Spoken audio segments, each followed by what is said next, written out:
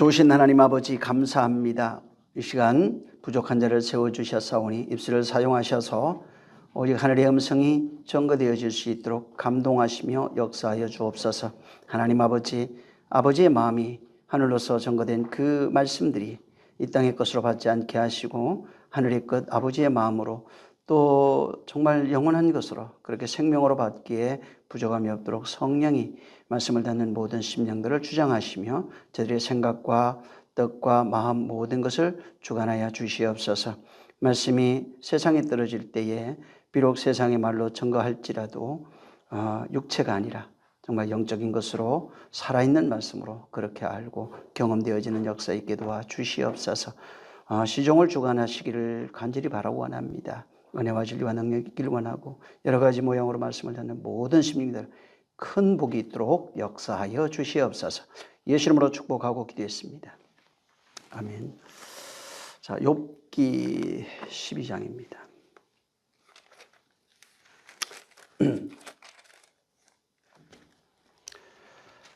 자, 욥기 12장.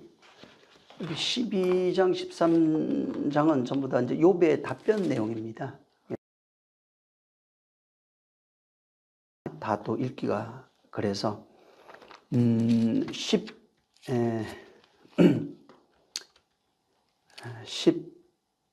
14절부터 25절까지 있습니다. 원래 1절부터 다 읽어야 되는 겁니다. 이제 원래 1절부터 25절까지인데 앞에 그냥 1절 그럼 한 절 읽고 저 1절 2절을 한 절 읽고 건너뛰어서 14절부터 그렇게 읽도록 하겠습니다. 시작. 욥이 대답하여 가로되 너희만 참으로 사람이로구나. 너희가 죽으면 지혜도 죽겠구나.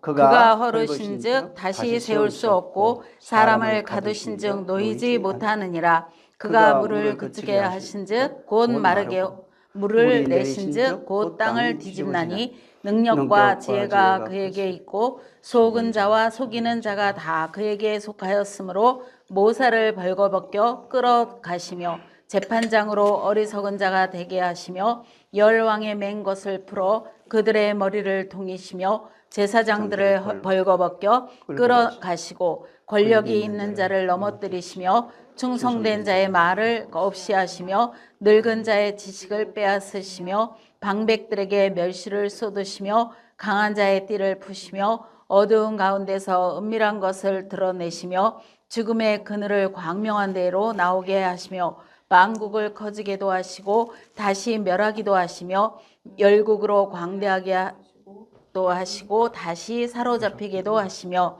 만민의 두목들의 총명을 빼앗으시고 그들을 길 없는 거친들로 유리하게 하시며 빛 없이 캄캄한 데를 더듬게 하시며 취한 사람같이 비틀거리게 하시느니라. 아멘. 그 13장, 14장, 그 12장, 13장을 꼭 읽으셔야 됩니다. 13장은 다음 시간에 14장과 같이 얘기할 겁니다. 그러니까 한번 그냥이라도 쭉 한번 읽어보시면은 도움이 됩니다. 그리고 이제 뭐 성경이 번역이 여러 가지가 많습니다. 그러니까 이제 요새는 뭐 개정도 있고 좀 읽기 편한 거 읽으셔도 됩니다. 새 번역 이런 것들도 있으니까 뭐 현대어도 있고 이런 걸 잘 참고하셔서 읽으시기 바랍니다. 지난번에도 말씀을 드렸지만은 그 욥의 세 친구들과 이제 변론하는 얘기입니다, 이게. 근데 첫 번째 변론이 그 보면은 4장부터 이렇게 이제 나옵니다. 4장부터 나와서 14장에 이제 이르기까지 계속 논쟁이 되는 겁니다. 이게 논쟁이에요. 이게 첫 번째 논쟁이 이제 4장부터 엘리바스, 빌닷, 소발이 얘기하고 또 욥이 변론하는 얘기가 이제 14장까지 계속 반복되는 얘기입니다. 있고, 근데 이제 그 특징을 보면은 엘리바스 같은 경우에는 욥이 고난받는 이유에 대해서 죄라고 아주 단정을 해버렸어요. 네가 고난받는 이유가 너는 모르겠지만은 잘 생각해봐라. 분명히 죄 때문이다.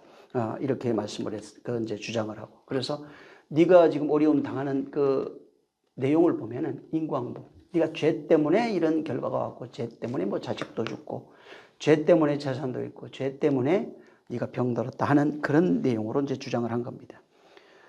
그리고 이제 5장 8절부터 이제 27절에 보면 빌닷이 얘기하는 내용이 있습니다. 거기는 선악의 구조 아래에 있는 사람이에요. 선악의 구조를 가지고 신학을 발전시킨 사람이고, 그 신학적 자기의예요. 그러니까 신학적 선악의 구조를 가지고 욥을 정죄했어요. 너 죄인이야 이렇게 정죄한 겁니다. 이제 엘리바스는 네가 알지 못하는 어떤 죄가 있을 거다. 결과론적으로 보니까 너는 지금 어려움 당하는 게 죄 때문이다. 죄를 찾아라. 그렇게 얘기한 거고, 이제 빌닷은 이게 이제 공부한 사람이야, 똑똑한 사람이고, 그래서 내가 보니까 하나님은 이런 분인데 하나님은 못 받게 대상으로 봤어요. 그래서 선악을 주장하시는 분이에요. 그래서 내가 보니까 너 분명히 죄인이야. 그래서 죄인인 것을 시인하라 이제 이렇게 얘기를 합니다. 그리고 이제 마지막에 지난번에도 얘기했지만 소발이 이제 얘기하는 얘기입니다. 소발은 욥의 그 얘기가 그 지저귀는 새처럼, 그 지저귀는 새 뭐 조용히 해라 막 이렇게 이제 그 굉장히 핀잔을 줍니다. 그러면서 자기가 가지고 있는 이 사람도 그 이제 빌닷은 선악의 신학적 구조를 가지고 네가 죄인이라고 정죄를 했고, 이 빌닷은 율법주의 신간을 가지고 있어요. 이 사람도. 그러니까 비슷하죠. 비슷한데 율법주의죠. 그래서 율법을 근거로 해서 율례와 법도를 근거로 해서 보니까 너는 죄인이다. 하나님 앞에 너를 찾아봐라. 네 안에 너를 돌이켜봐라 하는 그 죄가 있을 것이다 라고 하는 그런 이제 얘기를 하는 겁니다. 자, 그런데 이제 12장부터 14장이 지난번에도 이제 그 말씀을 드렸지만 이 12장부터는 욥의 세 친구들이 이제 욥을 비난하고 정죄하는 것에 대한 욥의 변론입니다. 그래서 욥의 변론과 그 주장 그리고 그 내용이 여기에 담겨 있어요. 그리고 자기가 이제 고통당하는 그 현실을 하나님께 탄원합니다. 하나님께 탄원하면서 나는 죄가 없습니다. 정말 나는 깨끗한 자다. 내가 죄 때문에 왜 그런지 왜 이런 일이 겪는지 모르겠다. 그래서 나는 이제 변명할 겁니다. 라고 자기를 정당하는 내용이 이제 이 12장부터 14장이 있는 그런 내용입니다. 이제 본문에는 1절부터 12절을 우리가 이제 읽지 못했는데 사실 이게 다 읽어야 됩니다. 근데 시간 때문에 제가 이제 건너뛰었는데 1절부터 12절에 보면은 무슨 내용이 있냐면은 이제 이 세상도 마찬가지인데 이 사람도 악인들이 잘 되는 것, 악인들이 흥하는 것에 대해서 예를 들었어요. 악인들이 참 잘 되더라. 악인들이 정말 흥하더라 하는 겁니다. 그래서 악인들이 흥하는 내용을 가지고 소발이 너 인과응보를 통해서 이렇게 네가 저주받은 거야 라고 하는 내용에 대해서 반박하는 내용이에요. 그래서 1절부터 12절에 야 악인들도 잘 된다 야 보니까 악인이라고 해서 꼭 저주받는 거 아니야 이 얘기예요. 근데 소발은 악인 네가 저주받는 거 보니까 네가 뭐 악인이라서 뭔가 잘못한 게 있어서 네가 분명히 어떤 죄가 있을 것이다. 그래서 돌이키고 찾아보고 찾아봐라 라고 했던 건데 아니요 악인이 잘 되는 그렇다면 다른 악인 잘 되는 거 어떻게 설명할 거야? 하나님이 그들 그럼 저주해야 되지 않느냐? 이렇게 이제 소발에 대한 인과응보다 제 결과다 하는 것에 대한 반박적인 내용을 여기 기록하고 있습니다. 그 다음에 이제 13절부터 25절에 있는 내용은 여기 뭘 얘기냐면 구원에 관한 얘기를 합니다. 하나님의 구원에 대한 지혜와 능력을 여기에 이제 설명을 하고 있습니다. 그리고 하나님의 절대 주권에 대한 내용을 같이 설명을 하고 있어요. 이게 이제 13절부터 25절에 있는 그 내용입니다. 그래서 지혜와 권능이 하나님께 있고 모략과 명철도 그에게 속하였다 이렇게 말합니다. 이게 지금 여기서부터는 오직 하나님의 구원하는 그 능력, 구원의 지혜, 그분의 절대 주권, 구원에 관한 절대 주권에 대한 그 욥이 갖고 있는 그런 그 견해를 설명하는 겁니다. 자, 욥은 지금 하나님의 구원하는 능력, 그 다음에 절대 주권, 하나님의 그런 구원의 지혜, 이런 것들에 대해서 지혜나 하나님의 지혜나 능력이나 주권 이런 것에 대해서 인간은 도무지 그것을 파악할 수 없다는 거예요. 인간은 도무지 파악할 수 없는 절대 주권이라는 겁니다. 그러니까 모른다는 겁니다. 인간은 하나님이 어떻게 우리를 구원하시는지, 어떻게 우리를 인도하시는지, 생명을 주시는지에 대한 그 내용을 인간은 알 수 없고 그건 하나님의 고유 권한이다. 하나님의 지혜고 하나님의 그건 능력이다. 이렇게 말을 합니다. 그래서 그 얘기를 하면서 욥이 친구들이 이제 계속 그 신학적 주관, 그다음에 율법적 주관, 개인적 사상을 가지고 이제 비난을 했는데 이런 것들이 그 너희들의 지혜가 너희들이 가지고 있는 그 지혜, 너희들이 가지고 있는 그 지식은 그것으로는 정의할 수 있는, 그러니까 선과 악이라고 하는 것을 정의할 수 없다. 구원하는 것도 하나님께 달린 것이고 어떤 어려움을 당한 것도 전부 다 하나님께 달렸다는 겁니다. 그래서 모든 지혜는 하나님께 있는 거지 너희들이 너희 지혜를 가지고 책망하고 비판하고 정죄하는 것 그것 자체가 잘못됐다는 거예요. 그래서 모든 그 지혜는 오직 하나님의 손에 있다는 겁니다. 근데 문제는 여기 쭉 읽어보면 재미있는 것이 있어요. 그러니까 모든 주권 하나님께 있어요. 너희들이 가지고 있는 지혜나 지식이 너희들이 말했던 나를 비난하면서 얘기했던 모든 내용들이 권면한다고 하는 내용들이 그건 내가 볼 때는 맞지 않는 거다. 그건 지혜가 아니야. 너희가 지혜로 말했는데 그 지혜가 아니고 우리를 살리고 죽이고 구원하는 그런 지혜. 여기 이제 13절 읽었죠. 지혜와 권능이 하나님께만 있는 거예요. 모략과 명철도 그에게만 있는 거예요. 그만이 헐고 다시 세울 수 있는 거예요. 그래서 여기 13절은 굉장히 중요해요. 그러니까 모든 명철, 지혜, 지식 뭐 이런 거 있잖아요. 이게 전부 다 하나님께만 있는 거예요. 근데 너희들이 가지고 있는 그건 잘못된 거야. 너희가 지식이라고 하는 거, 지혜라고 하는 거, 그걸 가지고 명철이라고 하는 걸 그걸 가지고 비판하는데 그건 너희 지혜가 아니다. 하나님 보실 때 지혜도 아니고 아무것도 아니다. 그거는 너희 그냥 생각일 뿐이야. 오직 지혜와 명철 권능은 하나님만 소유하고 있어 라고 말하는데 14절부터 이상한 얘기를 하기 시작해요. 무슨 얘기냐면 하나님에 대해서 이제 욥이 묘사를 했어요. 하나님만이 전능하시고 하나님만이 지혜롭고 하나님만이 능력이 있어요. 하나님만이 명철과 지혜를 가지고 있는 그런 분이에요. 자, 그래서 아까 1절부터 12절에 악인이 흥한다는 거 이거 좀 뭐가 잘못됐냐? 그럼 악인 다 저주받아야지. 너희들이 말하는 거 소발 네 말하는 거 틀렸어. 이렇게 얘기를 하면서 하나님만이 지혜가 있대요. 근데 14절부터 얘기하는 것은 좀 달라요. 굉장히 부정적이에요. 하나님에 대한 어떤 묘사를 하고 있는데 14절부터 25절까지 하나님에 대한 묘사가 있는데 이게 부정적으로 기록이 되어 있어요. 자, 여기 본문을 보면은 자 이제 어떤 내용이냐? 14절에 인간이 지은 것을 허물어 버린대요. 하나님에 대한 묘사예요. 이게 욥이 지금 명철과 지혜와 지식 하나님께만 있어 이제 얘기를 했어요. 하나님만이 지혜의 근본이야, 지식의 근본이야, 그만이 묘력도 명철도 있는 분이야 이렇게 얘기를 했어요. 자, 그다음부터 14절에 인간이 지은 것을 허물어 버리시는 분이 하나님이래요. 15절에 가뭄과 홍수를 보내시는 분이 하나님이에요. 16절에 재판장을 어리석게 만드는 분이 하나님이에요. 그 다음에 18절에 제사장을 벌거벗겨 끌고 가시고 권력 있는 자를 넘어뜨리시는 분이 하나님이래요. 충성된 사람들의 말을 멸해버리신대요. 25절에는 우두머리의 총명을 빼앗으시고 그들의 거친들에서 방황하게 하신대요. 25절에는 또 취한 사람들을 비틀거리게 하는 분이라는 거예요. 25절에 이 두 개 다 같이 있어요.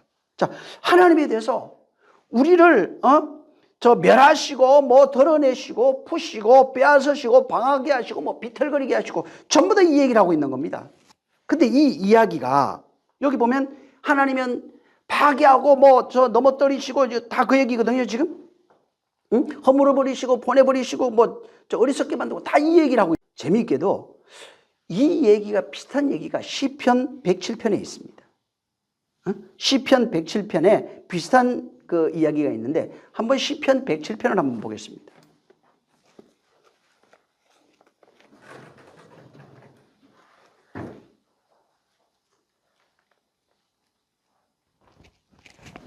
시편 107편.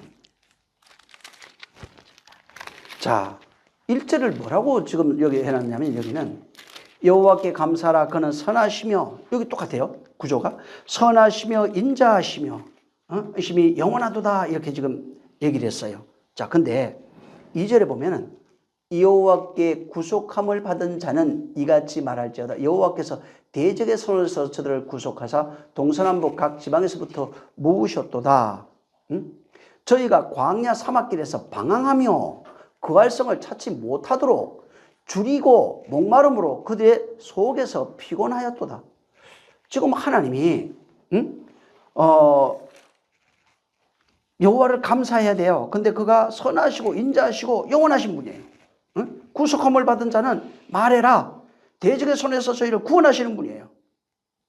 근데 4절부터는 저희가 광야 사막길에서 방황하며 그 활성을 찾지 못하고 줄이고 목마름으로 그 영혼이 속에서 피곤하였다 이렇게 얘기를 합니다. 그 3절에 동서남북에서 각 지방에서 모으셨는데 그들이 그렇다는 거예요. 자, 하나님의 사역이 참 신기해요. 2절에 구속함을 받는 자, 구속하신 그 하나님의 당시 구속함을 받은 자가 누구예요? 속량된 자, 구속함을 받은 이스라엘을 말합니다. 그래서 이스라엘 사람들에게 당신의 백성들이죠. 그들에게 출애굽한 이후에 처음으로 그들에게 요구하신 것이 있어요. 허락하신 것이 있어요. 그게 뭐냐면 광야 사막길에 광야로 나오라는 겁니다. 광야로 가서 내가 지시할 땅으로 가라는 거예요. 근데 여기는 저희가 광야 사막길에서 광야로 나갔어요. 거기서 방황하게 하네요. 누가 했어요? 방황하게 하며 그 활성을 찾지 못하도록 하며 줄이고 목마르게 하며 그 영혼을 피곤하게 했다 이렇게 나와요. 이거 어디서 많이 본 것 같지 않아요? 광야에서 방황하고 그 활성을 찾지 못하고 줄이고 목마르고 그 영혼이 피곤하게 했다는 거예요. 이게 신명기에도 그대로 나와 있어요. 신명기 8장 2절 3절 여기 놔두고 신명기 8장 2절 3절을 한번 보세요.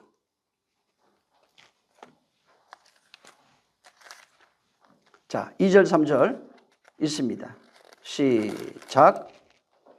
내 하나님 여호와께서 이 40년 동안에 너로 광야의 길을 걷게 하신 것을 기억하라. 이는 너를 낮추시며 너를 시험하사 내 마음이 어떠한지 그 명령을 지키는지 아니 지키는지 알려 하심이라. 너를 낮추시며 너로 줄이게 하시며 또 너로 알지 못하며 내 열조도 알지 못하던 만나를 내게 먹이신 것은 사람이 떡으로만 사는 것이 아니요 여호와의 입에서 나오는 모든 말씀으로 사는 줄을 너희로 알게 하려 하심이라. 광야길을 걷게 하신 것을 기억해라. 너를 낮추고 시험했다는 거예요, 그게. 그리고 내 마음이 어떠한지 그 명령을 지키는지 지키지 않는지 알려고 너를 낮추셨대요. 낮추시는데 너를 줄이게 하고 알지 못하는 만나를 먹게 하고 이렇게 했다는 겁니다. 그래서 광야길을 기억해. 거기서 줄이고 배고프고 고생하고 힘들게 했던 이유가 뭐냐? 너를 시험했다는 겁니다. 그래서 여기 똑같은 지금 시편 107편에 같은 이야기를 하는데 내용은 조금 다르게 물론 문장을 썼지만은 거기도 광야길을 걷게 하신 것을 기억해라. 거기서 방황했지 않냐? 이리 갔다 저리 갔다 헤매게 했고 그 다음에 원래 거할 가나안 땅에 가서 거해야 돼요. 근데 그러지 마. 거주할 성을 찾지 못하게 하시고 줄이고 목마르고 배고팠어요. 그들이 영혼이 광야에서 너무너무 피곤했다는 거예요. 근데 여기에 구속함을 받은 자 이렇게 나오죠. 이제 요게 그 개역 개정에는 어떻게 나오냐면 구속함을 받은 자가 속량으로 나옵니다.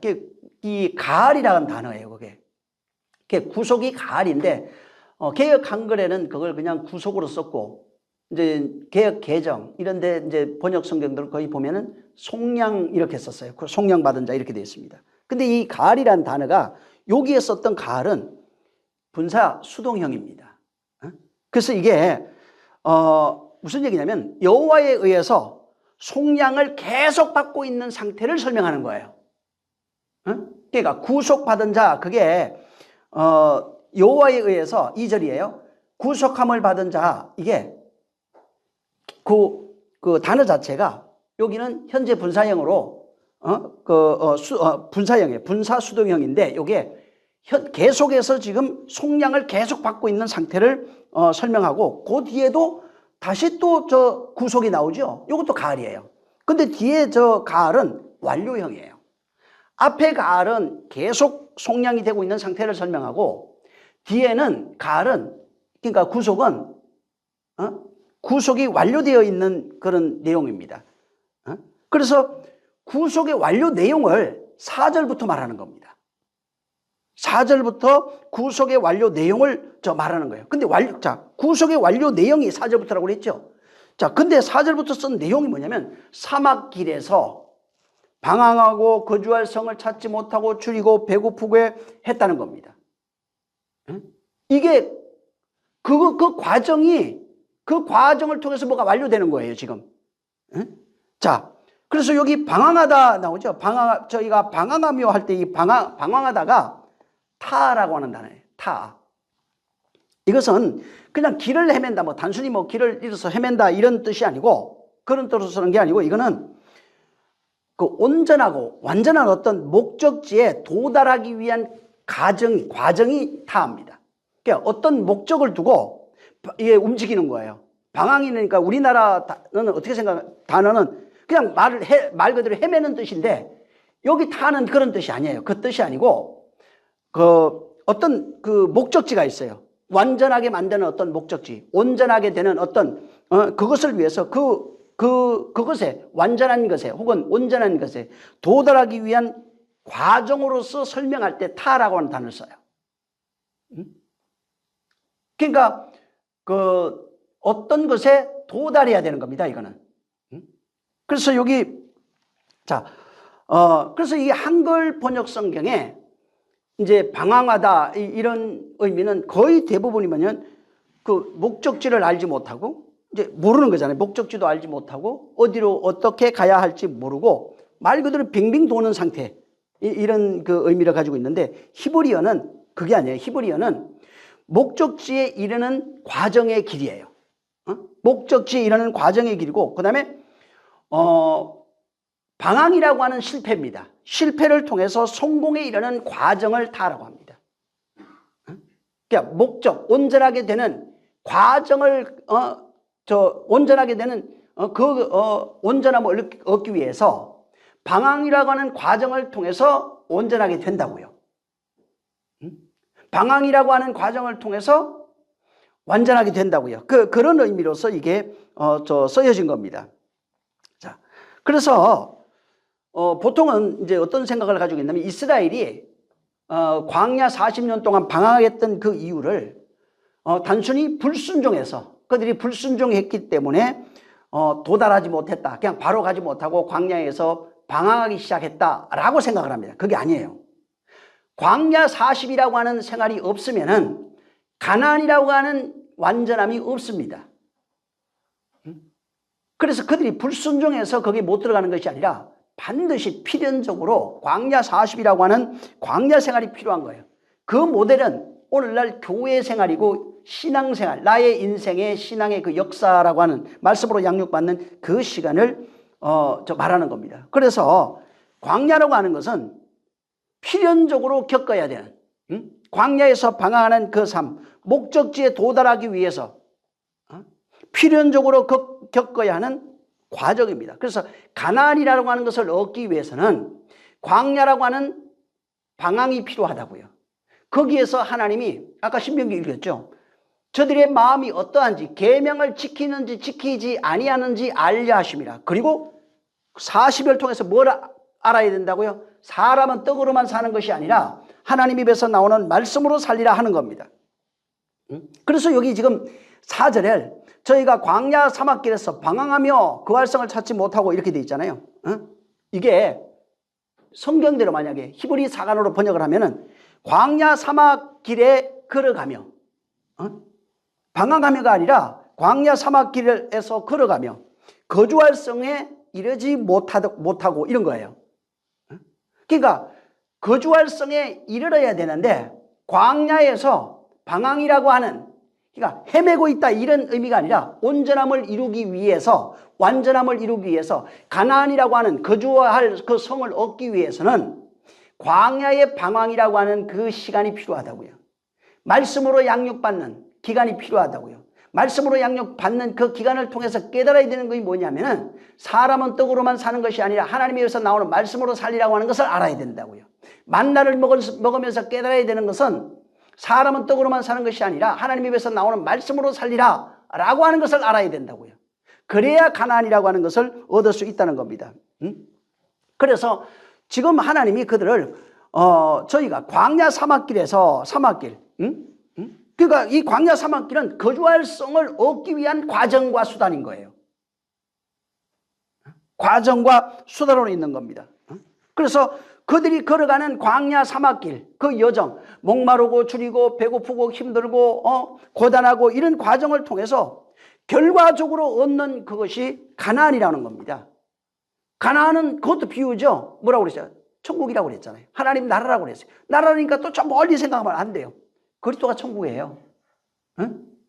그가 하나로 있는 것이 천국이에요. 그건 하나님의 나라라고요.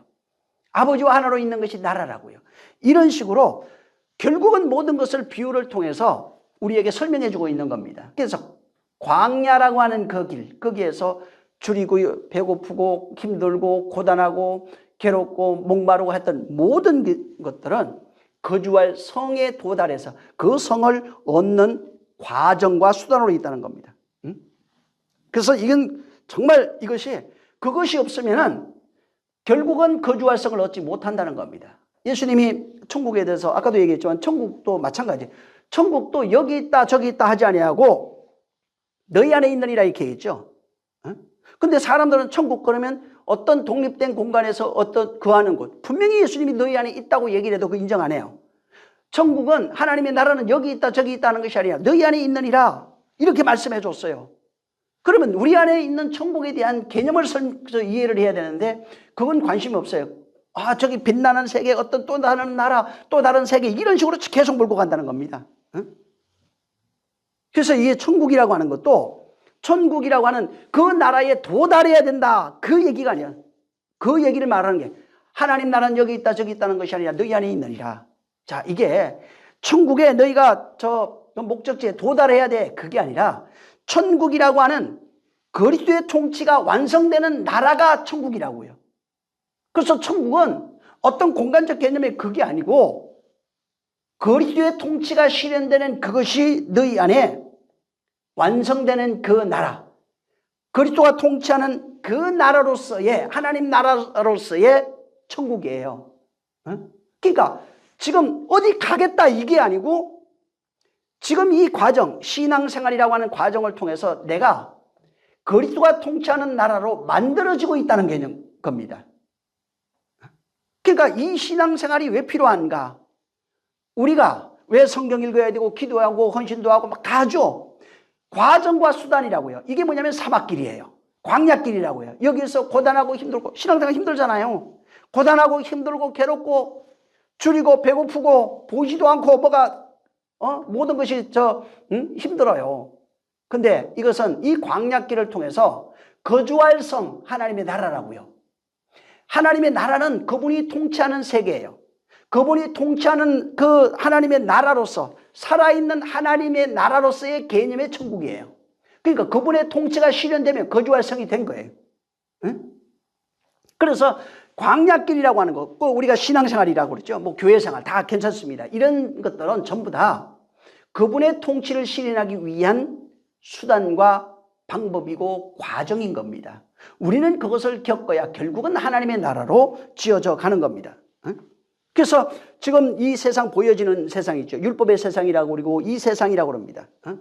우리의 인생길이라고 그러고 이 세상 길, 육체로 살아가는 그 시간 동안에 그 안에서 하나님의 나라로 지어져가는 그런 과정, 당연히 그 과정이 있어야 되는 거예요. 그 과정이 어떻게 이루어지냐면 하나님의 말씀으로 이루어지는 겁니다. 그래서 말씀으로 옛사람이 죽고 새사람이 되고 그 말씀이 통치해가는 그런 현실이 하나님의 나라고 천국이라고요. 실제 하나님의 말씀이 통치하지 않는다면 멀리 상상해봐야 소용없는 겁니다. 하나님이 너를 통치하고 있느냐, 말씀이 너를 통치하고 있는가, 그가 주로 있는가, 머리로 있는가, 왕이 계시는가, 이게 나라라고요. 그 현실이 실현되는 과정과 수단이 인생길이라고요.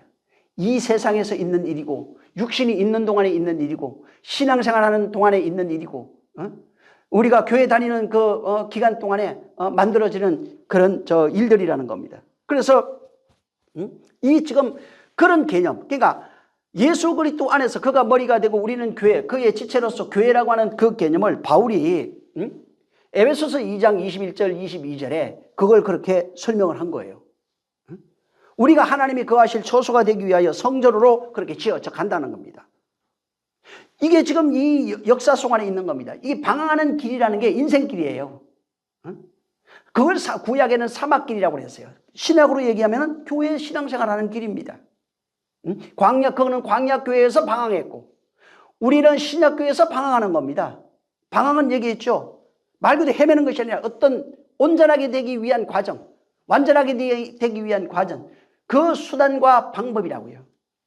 그래서 내가 육신으로 태어나서 예수 믿고 난 이후에 살아가는 남은 생애 동안 그 과정을 통해서 그의 처소로 지어져 간다는 겁니다. 그래서 이게 그 시편 108편 같은데 이게 보면은 여기도 지금 그 말씀하시는 게 8편부터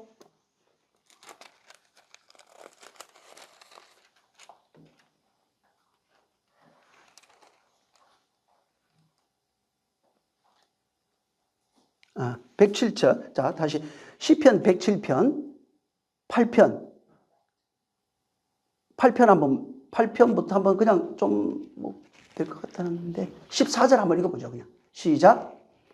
여호와의 인자하심과 인생에 행하신 이 기이한 일을 인하여 그를 찬송할지로다.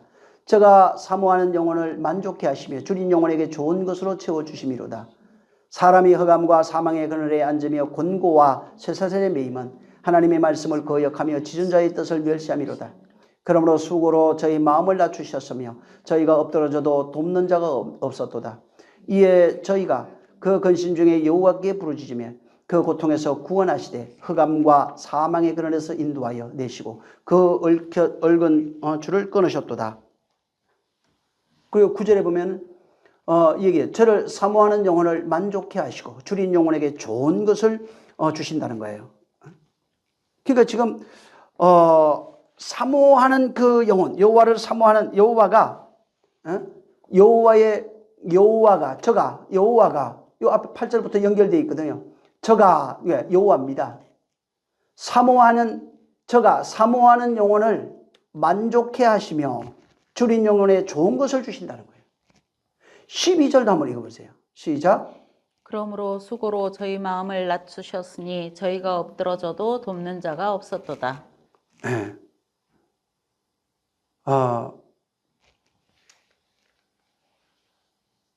자, 그 다음에 13절도 한번 시작. 이에 저희가 그 근심 중에 여호와께 부르짖음에 그 고통에서 구원하시되 흑암과 사망의 그늘에서 인도하시고 얽힐 줄은 끊으셨다는 겁니다. 지금 이스라엘이 이제 출애굽하고 난 이후에 하나님이 그들을 광야길을 이제 걷게 하시거든요. 그래서 광야길을 걷게 하신 그 내용들, 그것이 아까도 얘기한 것처럼 가나안이라고 하는 어떤 성을, 거주할 성을 얻게 하기 위한 과정과 수단이라고 그랬죠. 여기 똑같아요. 이스라엘이 광야길을 걸은 것이나, 여러분 가나안에 정착했던 이스라엘 있죠. 이들이 이제 성경 읽어보면 어떻게 나오냐면 불순종해요. 그래서 그들의 성전을 다 파괴시켜버리고 바벨론 포로로 끌고 갑니다.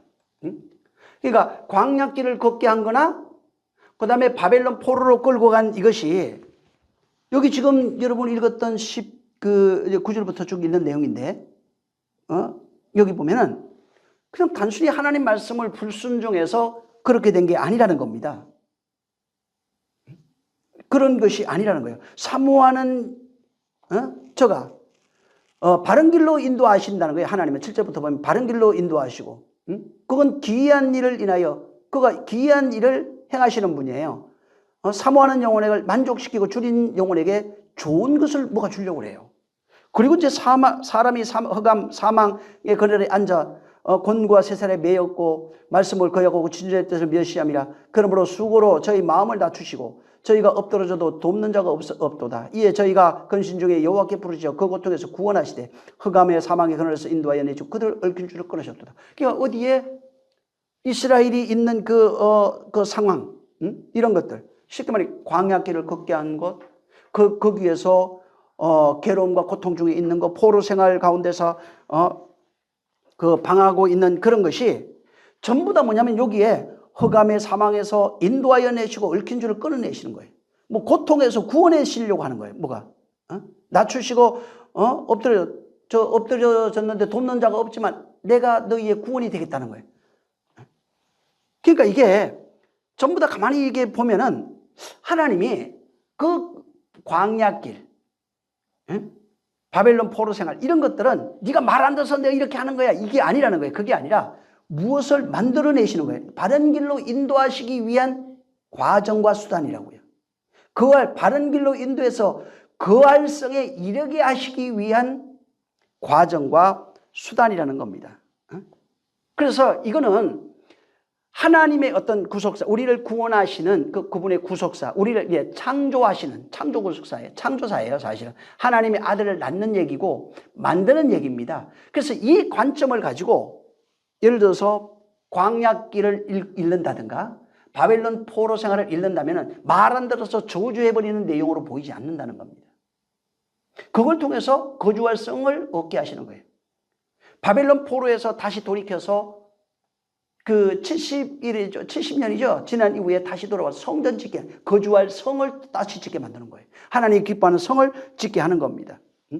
그러니까 죄를 졌으니까 너 하나님이 심판한 거야 라고 하는 그 이원론적 구조, 율법적 그런 사관을 가지고 만약에 이런 그 내용을 읽게 되면은 절대로 이해할 수 없어요. 그래서 욥의 이야기도 마찬가지로 아무리 훌륭한 그 지식을 가졌고 명철과 지식이 있을지라도 정말 그 친구들의 그 사관으로는 하나님이 구원하시는 그 계획, 온전케 하시는 그런 여정이 이해가 되지 않는 겁니다. 왜?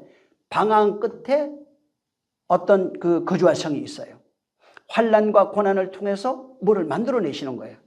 욥은 그걸 자꾸 하나씩 깨달아가고 있는 거예요. 근데 친구들은 이 내용을 전혀 이해할 수가 없는 겁니다. 이해하지 못하고 계속해서 인과응보, 선악이라고 하는 그 개념, 죄악, 선과 악이라고 하는 개념을 가지고 욥을 보게 돼 있고 우리도 오늘날 마찬가지입니다. 성경을 그렇게 보게 돼 있고 하나님의 말씀도 전부 다 그렇게 있습니다. 그러면은 왜 방황하고 있지? 왜 이렇게 병들었지? 왜 내가 힘들지? 왜 이렇게 고난스럽지? 이런 것들이 거기에 담겨져 있는 하나님의 의도는 발견할 수 없는 겁니다. 우리를 구원해내시려는 그분의 명철과 지혜가 있는 거예요. 우리를 하나님의 말씀으로 살게 하시려고 하는, 떡으로만 사는 것이 아니라 하나님의 입에서 나온 말씀으로 살게 하시려는 그분의 온전한 계획이 그 속에 있는 겁니다. 자, 우리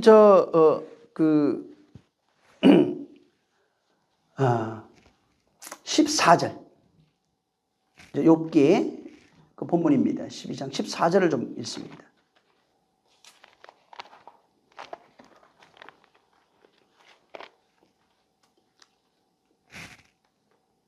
자, 시작. 그가 허르신즉 다시 세울 수 없고 사람을 가두신즉 놓이지 못하느니라. 15절에 물을 막으신적 마르고 물은 보낸적 그 땅이 뒤집어지고 17절에 모사를 벌거벗겨 끌어가시고 재판장을 어리석게 되게 하시고 19절에 제사장을 벌거벗기시고 권력 있는 자를 넘어뜨리시고 20절에 물리치시고 사람들의 충성된 사람들의 말을 물리치고 늙은이 판단을 빼앗고 21절에 귀인들에게 멸시를 쏟아내시고 강한 자의 띠를 풀어버리시고 은밀한 것을 드러내고 죽음의 그늘에 광명한 대로 나오게 하고 뭐 계속 이런 얘기. 그다음에 그 24절에 만민의 우르머리의 총명을 다 빼앗고 뭐 그들의 거친 데에서 방황하게 하시고 다 이 얘기입니다. 자, 욥이 지금 그 설명하는 게 자, 여호와가 헐벗게 하시고 뭐 헐어버리고 막 가두고 뒤집었고 뭐 벌거벗기고 끌고 가고 넘어뜨리고 물리치고 빼앗고 다 이런 분으로 설명해 놨어요. 욥은 그분이 넘어뜨리게 한다, 빼앗는다, 뭐 끌고 간다, 벌거벗긴다, 헐어버린다, 인간이 만든 모든 거 다 헐어버리고 다 가둬버리고 다 그런 분으로 설명한 겁니다. 자, 이걸 이해를 해야 되는데 하나님의 구원이 뭐냐면 하나님의 구원이 어떻게 진행이 되냐면 욥이 말한 그대로예요. 헐어버립니다. 먼저 헐어버리시고 무너뜨리고 파괴하는 걸로 구원이 시작되는 겁니다. 지금 광야길 방황을 통해서 거주할 성이 방황이라고 하는 것을 통해서 구원이 시작된다고요. 응? 첫 성전의 파괴, 예루살렘 성전이 파괴되고 바벨론으로 끌려가죠. 우리가 지은 성전이 파괴되고 포로 생활을 통해서 바로 구원이 하나님의 구원이 시작되는 겁니다. 그래서 여기 14절에 욥이 지금 하나님이 구원하시는 그 구속 사역 이것을 헐고 다시 거둔다는 거예요. 파괴하고 다시 세운다는 겁니다. 그래서 지금 하나님의 구속을 어떻게 설명하냐면 먼저 허신다, 파괴한다, 무너뜨린다, 그리고 다시 세우고 완전케 하신다 이렇게 설명한 겁니다. 그래서 여기 헐다가 하리스라고 하는 그 이제 단어입니다. 그다음에 이제 가두다 이게 사가르입니다. 이 지금 하리스하고 이 사가르가 그러니까 헐다와 가두다 이걸 통해서 지금 그 욥이 하나님이 우리를 나를 구원하시는 그런 그 사역을 설명한 거예요. 근데 요 단어가 보면은 출애굽기 15장 7절에 주께서 주의 큰 위엄으로 주를 거스리는 자를 엎으시나이다. 주께서 진노를 발하시니 그 진노가 그들에게 초계같이 사르니이다. 그 다음에 그 사사기 6장 25절에도 여호와께서 기드온에게 이르시되 내 아비의 수소 곧 7년 된 둘째 수소를 취하고 내 아비에게 있는 바알의 단을 헐며 단 곁에 아세라상을 찍고 다 헐어버려요. 그 다음에 예레미야에 가면 1장 10절에 보라 내가 오늘날 너를 열방 만국 위에 세우고 너를 뽑으며 파괴하며 파멸하며 넘어뜨리며 건설하며 심게 하리라. 반드시 여기 뽑아내고 파괴해야 돼요. 그 다음에 파멸을 시켜야 돼요. 넘어뜨려야 돼요. 그리고 나야 건설하고 심어주는 거예요. 미가야 5장 11절에도 너희의 땅의 성읍들을 멸하시며 너희 모든 견고한 성을 무너뜨리라. 그러니까 하라스라고 하는 이 단어가 지금 전부 다 어떻게 쓰냐면 성벽이 무너뜨리고 집들이 무너뜨리는 그런 무너지는 의미로 다 사용되어 있어요. 예레미야도 지금 여기에 넘어뜨리고 뽑으며 이런 게 나와 있잖아요. 여기 보면은 예레미야도 지금 하라스라고 하는 그 의미로 사용되는 단어가 하라스처럼 파괴하고 넘어뜨리고 이런 거거든요. 무너뜨리고 뭐 이런 건데 헐다라는 뜻이에요. 근데 이게 비슷한 단어가 여기에는 세 가지가 나와 있어요. 그 예레미야 1장 10절에 그 하라스하고 그 비슷한 단어로 뽑고 파괴하고 파멸하고 이렇게 나와 있어요. 이게 단어가 뽑다가 나탓이에요. 이건 뭐냐면 그냥 잡아 뽑다, 건절하고 멸망시키다 이런 뜻이에요. 그냥 그 하라스라고 비슷한 의미로 쓰여지는 거예요. 그 다음에 파괴하고가 나타츠라고 하는 단어예요. 헐다, 파괴하다 이런 거예요. 그 다음에 파멸하다가 아바드예요. 멸망시키고 죽다, 사라지다 이런 겁니다. 그 다음에 넘어뜨리고 나와 있잖아요. 그게 하라스예요. 넘어뜨리다, 헐다. 그러니까 이걸 전부 다 같은 비슷한 단어를 여기다 집어넣어놓고 어떻게 얘기를 했냐면 뽑으며 파괴하고 파멸하고 넘어뜨려요. 그래야 건설이 시작되는 겁니다. 그래서 여기 예레미야가 사용한 이것들이 전부 다 뭐를 의미해요? 뽑아내고 파괴하고 파멸하고 넘어뜨리는 게 뭐예요? 율법이에요, 다. 율법적 자아입니다. 선악의 어떤 그 자아들이에요. 그 율법을 파괴하는 거예요. 뽑아내야 돼요. 뽑아내고 파괴하고 파멸시켜야 되는 게 율법적 자아예요. 선악 까먹은 그 본성이라고요. 이거를 뽑아내고 파괴하고 파멸시키고 넘어뜨려야 됩니다. 그래야 진리로 다시 세워지는 겁니다. 그래서 넘어뜨려야 건설하고 뭘로? 진리로. 건설하고 진리로 심어지게 되는 겁니다. 그래서 이게 율법이 파괴되고 진리가 세워지는 개념을 그런 식으로 예레미야가 설명한 거예요. 그러니까 예레미야는 이스라엘 백성이 너희가 지금 잘못 세웠잖아. 너희가 잘못 세웠어. 자, 먼저 너희부터 뽑아져야 되는 거예요. 그래서 잘못 세운 것을 부셔야 된다. 올바른 것을 그리고 올바른 것, 바른 것, 온전한 것을 세워야 된다. 이렇게 설명하는 거예요. 근데 그 일을 누가 하느냐? 이스라엘이라는 거예요. 이방이 할 수 있는 게 아니고 하나님의 백성들만 할 수 있는 일이라고요. 무슨 얘기예요? 너희들이 가서 이방 사람들 그렇게 하라. 표면적으로는 그런 의미지만은 실제는 뭐냐면 백성된 자만 그렇게 할 수 있다고요. 백성된 자. 그러니까 하나님의 사람들만 바로 옛사람이 죽는 일이 일어난다고요. 믿지 않는 자는 이 일이 일어나질 않아요.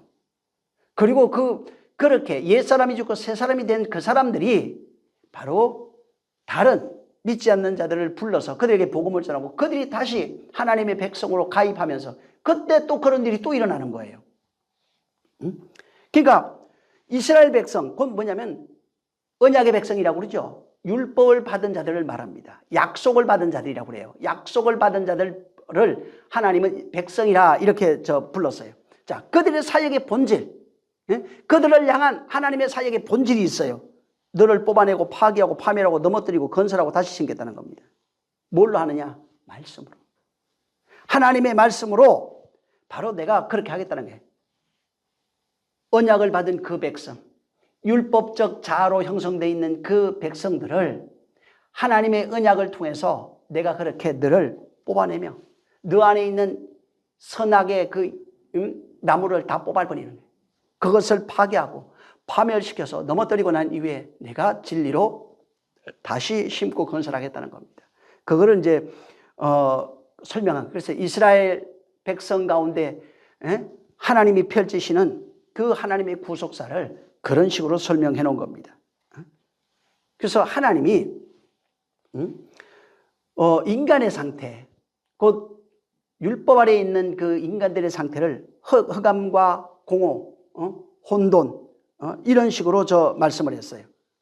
그러니까 인간의 상태가 창세기 1장 2절에는 공허하고 흑암이 있고 혼돈이 가득한 상태입니다. 거기에서 우리를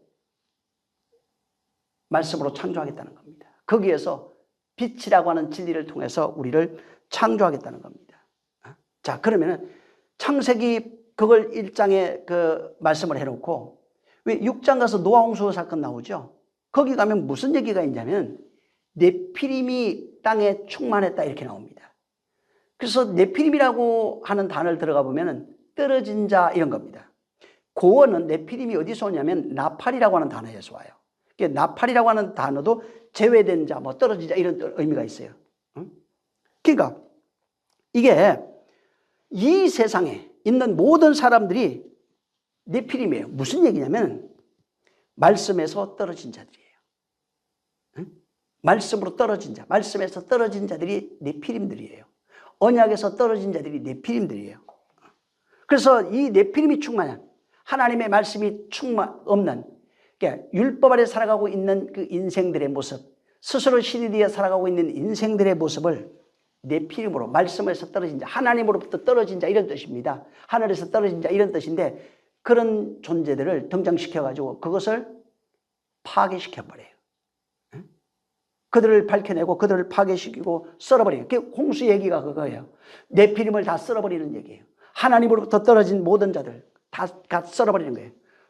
바벨탑 나오죠. 그 다음에 바벨탑 사건도 말이에요. 그들이 스스로 신 되기 위해서 바벨탑을 쌓고 스스로 하늘로 오르고자 했던 자들입니다. 그래서 하나님이 그들에게 내려오셔서 그 말로서 그 탑을 다 무너뜨려 버리는 거예요. 전부 다 같은 내용이에요. 하나님이 어떻게 우리의 존재를 설명해요. 흑암과 혼돈과 공허가 가득한 우리 인생들에게 빛을 비춰줄 거야.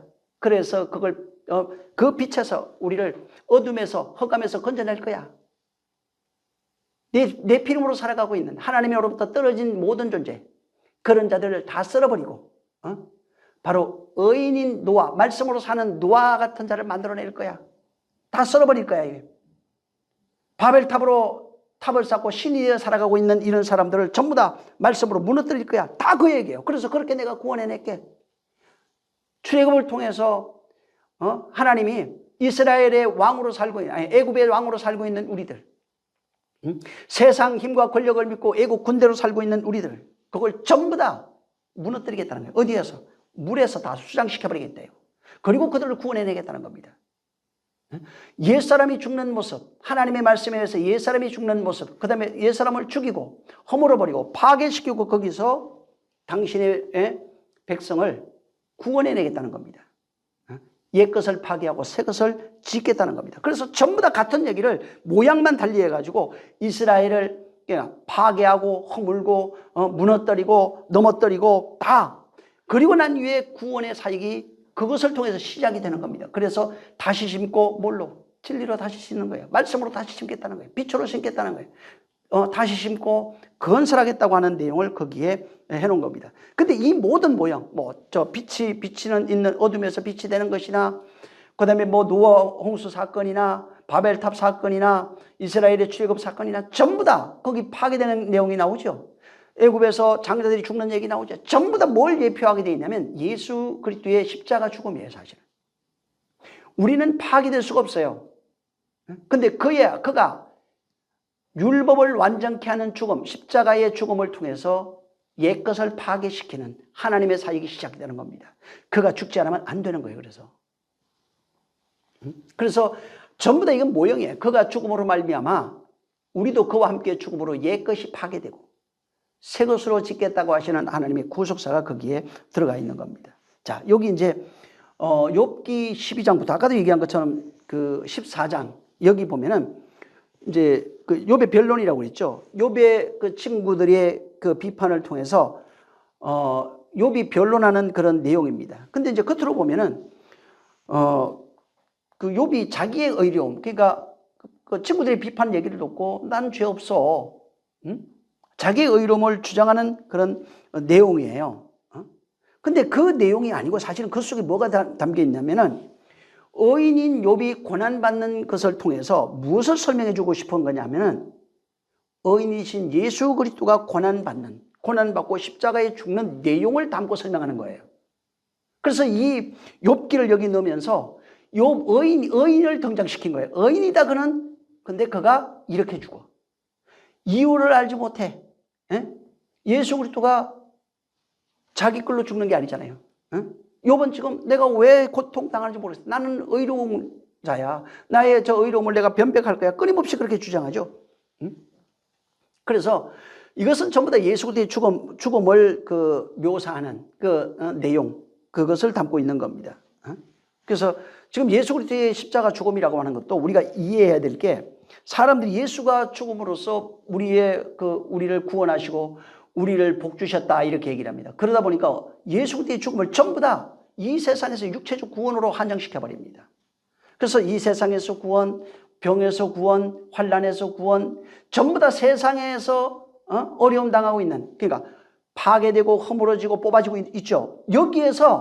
거기에서 파괴되지 아니하고 허물어지지 아니고 이런 식으로 전부 다 생각한다는 거예요. 구원이 뭐냐면 파괴돼야 된다고요. 하나님 그러니까 이 세상 살아가면서 겪는 일들 있잖아요. 병들기도 하고 넘어지기도 하고 엎어지기도 하고 쓰러지기도 하고 목마르기도 하고 줄이기도 하고 이런 모든 것들이 그 과정이라고요. 그게 있어야 된다고요. 그게 옛사람을 무너뜨리고 새 사람으로 지어져가는 과정이라고요. 율법을 허무는 과정이라고요. 옛자를 죽이는 과정이라고요. 근데 자기는 하나도 안 죽어. 그러니까 하나님의 그 십자가, 그 사역을, 구원의 은혜의 사역을 전부 다 육체의 것으로 바꿔버릴 거예요. 그래서 바울이 그런 얘기했죠.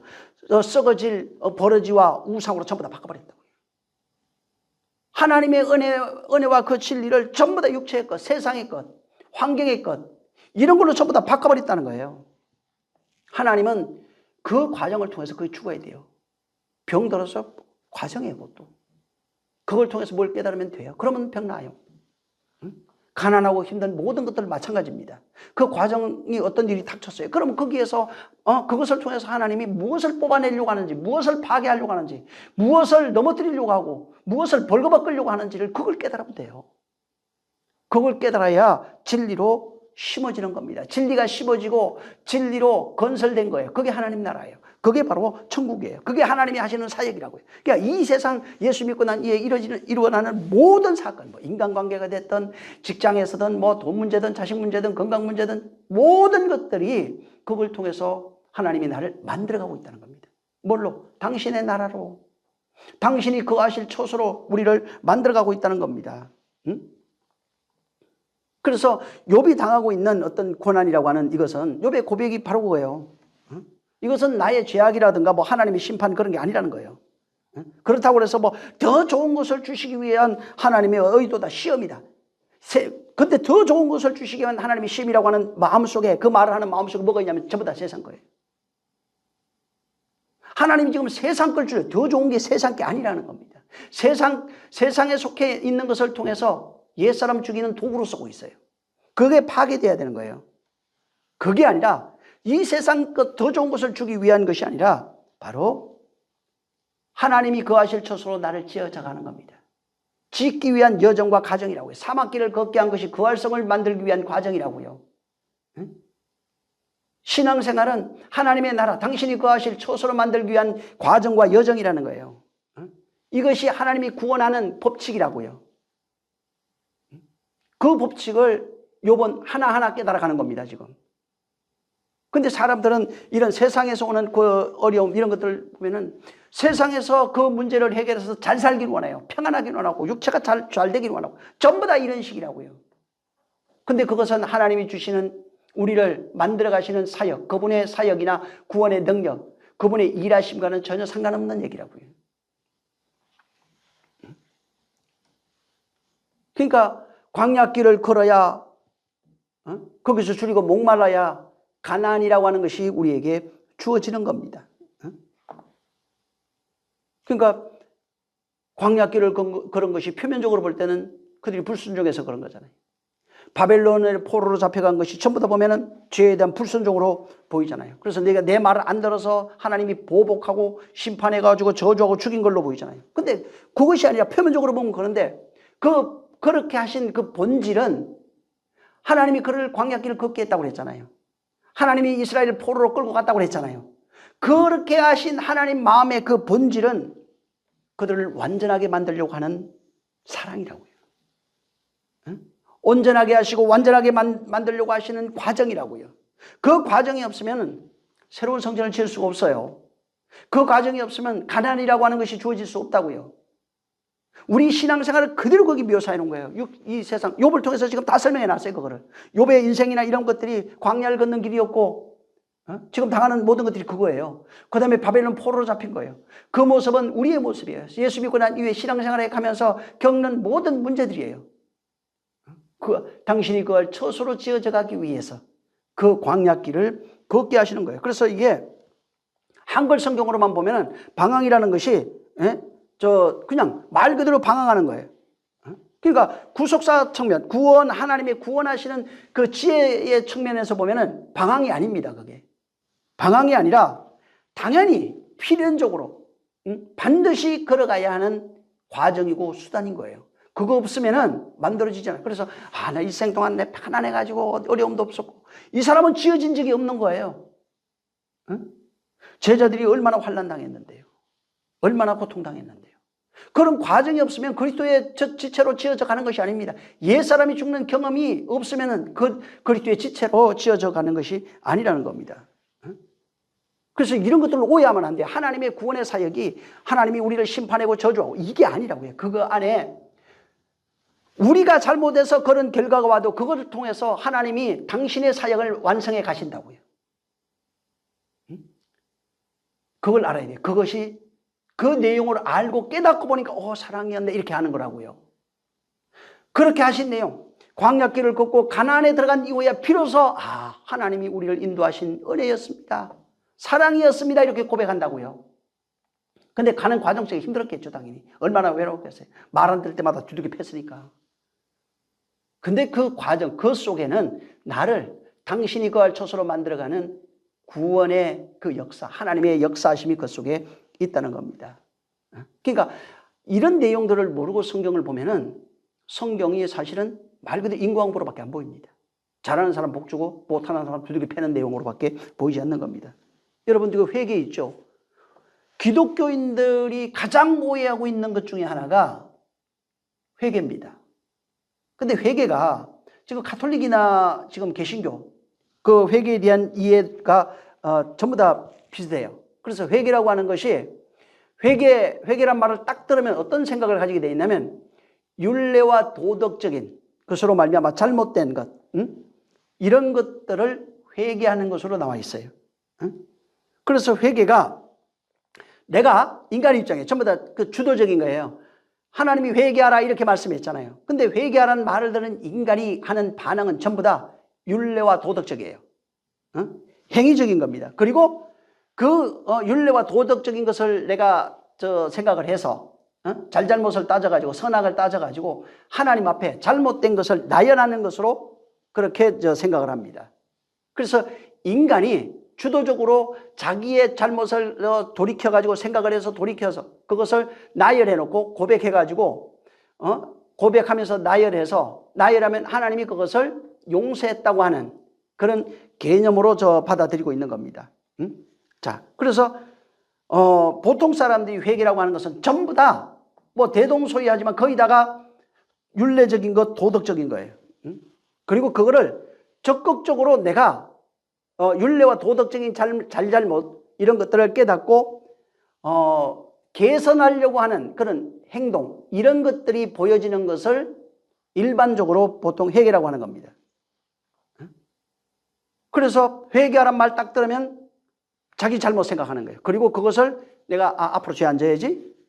내가 앞으로 죄 지면 안 되니까 하나님 나를 좀 도와주셔서 내가 죄 짓지 않게 도와주세요. 이렇게 말합니다. 근데 문제는 회개는 인간이 자기의 잘못을 생각을 해가지고 돌이켜서 찾아가지고 그것을 나열하는 그 행위 이전에 하나님의 의지가 먼저 있어야 돼요. 하나님의 의지가 없으면은 회개라고 하는 것 자체가 바로 이루어질 수가 없다는 겁니다. 회개는 인간이 스스로 절제해갖고 검욕에 이르는 게 아니에요. 내가 죄를 어떤 거 잘못했어요. 그걸 깨닫고 내가 앞으로는 죄 안 져야지. 내가 그래서 죄 안 짓기에 노력하는 건 검욕주의예요. 그래서 인간의 노력으로 검욕해가지고 하나님 앞에 도달하려고 하는 행위가 지금 오늘날 가지고 있는 그 회개의 개념이에요. 그러니까 내가 죄 안 지려고 막 해요. 그러면 자기 의가 드러나요. 네, 죄 안 졌습니다. 그래서 그 두 사람이 들어가죠. 어떤 사람 바리새인 하나하고 세리가 들어가요. 난 죄인입니다 하는데 나는 일에 2번씩 금식했다 했습니다. 난 11조 잘했습니다. 난 저 사람처럼 죄 안 짓습니다. 이런 얘기를 하는 거예요. 그러니까 회개라고 하는 게 자기를 돌이켜서 스스로 절제해갖고 아름다운 육체의 모양을 만들어서 하나님께 나가는 것이 그게 검욕주의고 그게 자기 의를 가지고 하나님 앞에 나가는 그 종교적 행위입니다. 근데 회개는 그런 것이 아니라 회개하라 한다는 것 자체가 하나님이 나를 찾아오셔야 되는 거예요. 그분이 나를 찾아오심이 없으면 회개하라는 말 자체가 성립이 안 돼요. 그분이 먼저 나를 찾아오시는 거예요. 찾아오심이 있어야 돼요. 그래서 이 회개라고 하는 단어를 들어가 보면은 성경에 크게 두 단어가 나와요. 나암이라고 하는 단어하고 슈바라고 하는 단어입니다. 창세기 그 6장 6절에 하나님이 땅 위에 사람을 지었음을 한탄하사 마음에 근심하시고 할 때 그 한탄이라고 하는 단어가 이게 나암이에요. 그래서 나암은 하나님이 후회하니까 한탄했어요. 그게 한탄하사 이제 후회하사 이건데 그게 그렇고 나니까 하나님이 땅 위에 호흡하는 생명을 다 썰어버렸어요. 그분이 한탄한 결과가 여기 지금 회개라고 하는 단어를 쓰는 거예요. 이 후회인데 여기 후회로 번역을 해놨어요. 근데 그게 나암이라고 하는 단어가 회개라는 뜻입니다. 근데 여기는 후회로 썼어요. 근데 하나님이 후회했어요. 이걸 신약적 용어로 적용을 하면 어떻게 회개했다고요. 하나님의 회개의 결과가 어떻게 일어나냐면 잘못된 걸 돌이키기 이런 게 아니고 땅이 호흡하는 걸 다 썰어버리는 거예요. 그냥. 땅이 호흡하는 걸 썰어버려야 어떤 일이 일어나냐면 노아를 통해서 하나님의 언약이 실현되는 겁니다. 그걸 나함으로 써놨다고요. 회개라고 하는 단어를 써놨어요. 하나님의 회개는 옛것을 썰어버리는 거예요. 땅에 호흡하는 모든 것들, 네피림을 다 썰어버리는 겁니다. 그걸 썰어버리는 그 시작부터 구원이 시작되는 거예요. 그래서 노아를 찾아오는 거예요. 노아를 찾아와서, 노아 의인이라고 그러죠. 찾아와서 그에게 하나님의 구속사를 설명해 주는 겁니다. 그리고 슈버라고 하는 단어도 어떤 뜻이 있냐면 돌이키다, 회복하다 이런 뜻이에요. 우리가 하는 회개 이런 게 아니에요. 회복하고 돌이키는 거예요. 이 문자적 그 단어 슈버라고 하는 단어를 파자면 어떻게 되냐면 십자가로 옛 것을 파괴하고 다시 세운다 이런 뜻이에요. 십자가로 옛 집을 파괴하고 새 집을 세운다 이런 뜻을 가지고 있어요. 그게 이제 슈버라는 뜻이에요. 근데 이게 그 신약으로 오면 헬라어로 오면 어떻게 되냐면 메타노이아라고 하는 단어예요. 이 메타노이아는 우리 회개합니다 이런 뜻이 아니에요. 이것도 회개라는 뜻이거든요. 근데 이게 메타노이아가 어떻게 되냐면 생각을 완전히 바꾸다 이런 뜻이에요. 조금 다르죠. 그러니까 회개하는 뭐가 죄를 나열하는 건데 여기는 다 그런 뜻이 안 돼 있고 옛 것을 파괴하고 다시 세운다. 그래서 돌아오다 뭐 회복하다 이게 회개다. 그 다음에 후회하다 뭐 이런 거 다 이게 회개라고요. 메타노이아도 생각을 바꾸다. 이게 뭐냐 넘어서다 뭐 바꾸다 이런 의미를 갖고 있어요. 그래서 이 메타라고 하는 단어가 넘어서다 바꾸다 이런 뜻이거든요. 그 다음에 그 노이아는 마음, 생각, 인식 이런 뜻이에요. 이 두 단어가 합쳐져 가지고 메타노이아예요. 그래서 이거는 그냥 해석을 하면 메타노이아, 우리의 그 생각, 삶 이런 것들이 거기에서 돌이켜 가지고 하나님께로 돌아간다는 뜻이 메타노이아예요. 그러니까 오늘날 종교적 회개는 어떻게 되냐면은 내 잘잘못을 깨달아 가지고 왜 죄를 나열해 갖고 신 앞에 다 고백해 가지고 내가 고백했으니까 용서해 주여 이런 거잖아요. 근데 이 단어는 그렇지가 않다고요. 내 생각과 삶을 돌이켜서 하나님께로 방향을 돌려버리는 것. 하나님께로 돌아가는 상태를. 그래서 돌아가다 이런 뜻이고 원래대로 회복이 되다. 이런 뜻을 갖고 있어요. 후회하다. 그러니까 조금 그 회개라는 단어 자체도 우리가 가지고 있는 회개하고는 많이 다른 겁니다. 그래서 그 누가복음 15장에 탕자 비유 나오죠. 작은 아들이 아버지 재산 받아가지고 가버립니다. 그리고 다 허랑방탕해요. 그리고 그가 이제 아버지께로 돌아오는 내용이에요. 그래서 근데 거기 보면은 그 탕자가 내가 아버지 집으로 돌아가야지 하고 돌아왔다고 이제 그렇게 해놨어요. 그래서 돌아온 탕자의 핵심이 탕자가 아이고 내가 아버지께 잘못했네. 그래가지고 내가 아버지께 돌아가야지. 회개하고 돌아갔다고 하는데 아니에요, 그거. 거기 문맥대로 어떻게 돼 있냐면은 자기 재산 가서 허랑방탕하고 다 써버렸어요. 그리고 내 아버지 집에 가면은 돌아가면은 이보다 내가 지금 여기 지업 열매 맺고 있는데 풍족하게 잘 먹고 산다는 거예요. 그래서 아버지 집 돌아가서 내가 그냥 하인 중 하나로 그렇게 살아야 되겠다라고 하고 지금 돌아갔다는 얘기예요. 근데 그게 뭐냐면 탕자가 회개하고 돌아갔다는 것을 말하고 싶은 내용이 아니고 탕자가 아버지 집을 나가서 원래 자기의 소유라고 돼 있어요. 그걸 다 잃어버렸다는 거잖아요. 그게 다 파괴됐다고요. 부서졌다고요. 뽑혀나갔다고요. 없어지고 넘어졌어요. 그래서 이렇게 탕자라고 하는 건 우리를 얘기를 하는 것이고 아버지와 원래 하나 있던 것이 아버지로부터 뭘 받아? 유산받아 율법을 받았다고요. 율법을 받아서 나가지고 율법이 전부 다 파괴되고 부서지고 넘어지고 없어지고 뻘거벗겨져서 아버지께로 돌아오는 아버지의 사역을 거기에 해놓은 거예요. 그렇게 돌아온다고 하는 거예요. 죄 짓고 회개하고 돌아온다는 얘기를 하고 싶은 게 아니라 탕자가 자기 것이 파괴되는 거예요. 자기 것이 부서지는 거예요. 자기 것이 없어지는 거예요. 뽑혀나가는 거예요. 그리고 거기에서 바로 다시 아버지께로 돌아온다고 하는 메타노이아예요. 그래서 거기에 메타노이아 뜻 들어가면 어떻게 되냐면은 마음의 변화, 회심, 회개 이렇게 돼 있어요. 메타노이아가 마음이 바뀐 거예요. 근데 헬라어에 회개라는 단어가 또 하나 있어요. 메타노에오. 이거는 뭐냐면 마음을 바꾸다, 회개하다, 회심하다. 이게 뭐냐면 노에오는 회개해야지, 마음을 바꿔야지 이런 얘기예요. 마음을 바꿔야지, 회개해야지, 예? 회심해야지. 너희 그래서 회개하라 이렇게 나오잖아요. 그래서 이런 메타노에오는 전부 다 바꾸라고 하는 내용을 담고 있고, 메타노이아는 회심된 결과예요. 회심했다고요. 회개했다고요. 변화가 됐다고요. 아버지께 돌아왔다고요. 그래서 이 헬라어로는 그렇게 이제 해놨어요, 이거를. 자, 여기 욥이 이제 욥의 친구들이 욥을 책망하잖아요. 책망하는데 욥의 친구들의 주장을 잘 보면은 그들은 사실은 하나님의 마음을 전혀 알지 못해요. 오직 선악으로 보는 두 가지 시각, 신학적 시각, 율례와 법도, 율법적 시각, 그 다음에 도덕적 그런 시각을 가지고 있어요. 그러다 보니까 회개라고 하는 의미도, 회개라고 그러잖아요, 욥 보고 지금. 근데 회개하라고 말했는데 회개라고 하는 의미를 전혀 모르고 있어요. 회개라고 하는 것이 뭐냐면 네가 죄악을 고백해. 오늘 금방 내가 죄 얘기했죠. 네가 알지 못하는 죄악을 깨달아 잘 생각해보고 그 죄를 나열해가지고 하나님께 나가서 고백하면 하나님 용서해 준다고 하는 오늘날 회개의 개념을 가지고 있다고요. 옛것을 파괴하고 다시 세우는 것이 하나님께 돌아가는 거예요. 옛사람이 죽고 새사람 되는 것이 하나님께 돌아가는 거라고요. 그게 회개예요. 말씀이 내게 이루어지는 게 회개라고요. 하나님의 뜻이 내게 이루어지는 것을 회개라고 그래요. 응?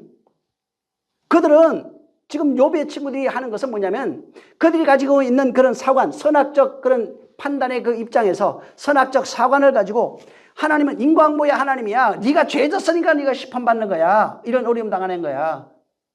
그러니까 네가 죄를 생각 못하는 것도 잘 생각해봐 있을 거야, 분명히. 그거 빨리 하나님 앞에 가서 고백해야 돼. 그 얘기를 하고 있는 겁니다. 하지만 욥은 이런 그 환난과 고난을 통해서 무엇을 발견하기 시작하냐면은 그 안에 담겨있는 내용들을 깨달아가기 시작해요. 왜 이런 일을 일어나고 있는 거야 도대체? 난 잘 모르겠어. 지금 모르는데 이건 하나님이 하시는 거 맞아, 분명히. 응? 그러면서 거기에 담겨있는 내용들을 바로 하나씩 발견하는 거예요. 인간이 세상에 있는 신앙생활이라 환난과 고난, 핍박, 넘어짐, 쓰러짐 있죠. 광야길을 걸으면서 아는 것이, 깨달아지는 것이 하나님을 아는 지식입니다. 하나님을 아는 그런 지식이에요. 그게 하나님을 아는 지식. 다트 엘로힘이에요. 이것이 하나님을 아는 지식이 굉장히 깊어진다 이 말이에요. 그래서 알다가 결혼한 거예요. 말씀과 하나 되어져 가는 그런 존재가 되는 겁니다. 그래서 욥이 나중에 진정한 회개를 해요. 회개 내용이 뭐야? 내가 하나님을 몰랐는데 하나님을 알았습니다. 그전에는 하나님을 모르고 말했습니다. 근데 이제 내가 하나님을 알았습니다. 이게 회개라고요. 욥의 친구들은 회개라고 하는 건 죄를 생각해서 네가 죄를 나열해, 그리고 반성해, 이런 겁니다. 그렇지만 욥은 그게 아니에요. 이건 죄 때문에 그러는 게 아니야. 이게 내가 알지 못하는 어떤 하나님의 뜻이, 하나님의 섭리가 거기에 담겨 있는 거야. 그래서 욥은 하나님은 인과응보, 내가 죄져서 이거 심판하는 게 아니라고 말한 거예요. 하지만 친구들은 여전히 회개해. 너 오늘날 지금 기독교인들이 여기 다 빠져 있어요. 회개해. 너 모르는 거 뭐 죄진 게 있어. 그거 빨리 끄집어내가지고 하나님께 가면 하나님 다 용서해줘. 이거 새 친구 안에 다 들어가 있어요 지금. 회개는 그런 게 아니라고 했죠. 돌아가는 거예요. 회복하는 거예요. 다시 세우는 거예요. 응? 바로 썰어버리는 거예요. 다 후회하는 거라고요. 그리고 헬라어로는 마음이 변화되어져 있는 상태. 응? 마음이 변화되어지고 마음이 완전히 돌이켜 하나님께로 돌아가 있는 상태. 그러니까 이 하나님께 돌아갔다는 게 내가 돌아가야지 이 얘기를 하는 게 아니라, 돌아갔다는 말은 말씀이 되어졌다 이 말입니다. 하나님과 하나 되어졌다 이 말입니다. 그래서 욥기 42장 5절에 내가 죽게 대하여 귀로 듣기만 하였는데 이제는 눈으로 주를 봅니다. 그러므로 내가 스스로 거두어드리고 티끌과 재 가운데서 회개하나이다 이렇게 돼요. 그러니까 또 티끌과 재 뒤집어 쓰고 회개한다 이렇게 되는데, 이게 저기 들어가 보면은 그 티끌이 아파르입니다. 그 다음에 에페르가 재예요. 이게 뭐냐면 내가 티끌이요 재라는 것을 알게 됐다는 얘기예요. 내가 티끌이요 재라는 것, 알지 못하는 것을 내가 말했다는 거예요. 귀로만 들었는데 눈으로 봤습니다. 내가 알지 못하는 것을 말했네요. 결국 나라고 하는 존재는 내가 스스로 거두어드리고 뭘 거두어드려? 내가 티끌입니다. 내가 죄라는 사실이에요. 거기에서 내가 회개합니다. 근데 여기가 회개가 나음이에요. 어떻게 쓰여지냐면 후회하다 이런 뜻이에요. 내가 스스로 거두어드리고 내가 지금까지 말했던 모든 것, 선악간에 판단했던 모든 것들 하나님 모르고 듣기만 했는데 모르고 말했던 모든 것들 그게 티끌이고 죄네 이거. 이거 내가 후회합니다. 내가 다 거둬드리겠습니다. 그 내용을 가지고 있는 거예요. 그래서 여기 나음이라고 하는 단어가 보면은 니팔 완료형으로 되어 있는데 와우 계속법이에요 이게. 티끌죄. 그게 무슨 내가 티끌이고 죄인 것을 내가 알아서 내가 그걸 깨달았습니다. 그래서 계속해서 하나님의 그 티끌과 죄인 것을 깨달아서 그러므로 내가 하나님이 그것이 내가 위로가 됩니다 라고 하는 회개라고 나음 썼어요. 내가 그것을 회개합니다. 내가 그걸 깨달았기 때문에 내가 티끌인 것 죄인 것을 깨달았기 때문에 계속해서 내게 위로입니다. 이게 내가 하는 건 아무것도 아니었네요. 하나님의 은혜였습니다. 내가 이걸 깨달았습니다. 이게 위로입니다. 이게 위로 곧 회개로 쓴 거예요. 나음이에요. 이게 나음이네요. 이게 회개였네요. 이 말로 하면 여기로 말로 하면 이게 회개였네요. 이게 후회되네요. 내가 티끌로 죄로 말했던 이게 참 후회되네요. 이런 식으로 쓰는 거예요. 그래서 여기가 이제 수동태거든요. 보면 위로가 되다, 회개가 되다 이런 거예요. 그러니까 계속해서 회개가 됩니다. 위로가 돼. 왜? 티끌과 죄인데 내가 다 걷어들였습니다. 내가 걷어들이는 그것 자체가 위로고 회개라고요. 우리가 이 신앙생활하면서 살아갈 때 선악이라고 하는 개념, 이 욥의 친구들이 세 친구들이 가지고 있는 이 선악이라고 하는 개념으로 끊임없이 사람들을 보고 나를 보게 되면은 죄 악으로밖에 보이지 않습니다. 그 다음에 또 죄를 찾으려고 그래요. 끊임없이 죄 찾으려고 그래요. 육체로 살아가면서 일어나고 있는 모든 것 자체가 그냥 죄입니다. 도둑질해서 죄가 아니라 육체 하나님 없이 살아가는 것 자체가 죄라고요. 근데 그건 죄라고 생각 안 하잖아요. 뭐만 죄라고 생각해요? 내가 나쁜 짓 한 거. 해 아래 의인은 없고 하나도 없어요. 모두가 죄라고요. 죄인이라고요. 하나님 이미 그걸 알고 말씀하신 거예요. 다. 죄인에게 은혜가 비치는 겁니다. 죄인이 아니면은 구원할 수가 없어요. 죄인된 모든 인류 그걸 깨달아야 돼요. 티끌인 것 죄인 걸 내가 깨달아야 비로소 하나님의 위로가 회개라고 하는 위로가 내 안에 이루어지는 거예요. 위로는 바로 하나님의 위로는 회개됐다는 얘기예요. 계속 그게 위로가 됩니다. 회개가 됩니다. 그것이 깨달은 것, 하나님을 안 것, 그것이 무엇인지 내가 발견하고 알게 된 그것 자체가 회개가 됐다고요.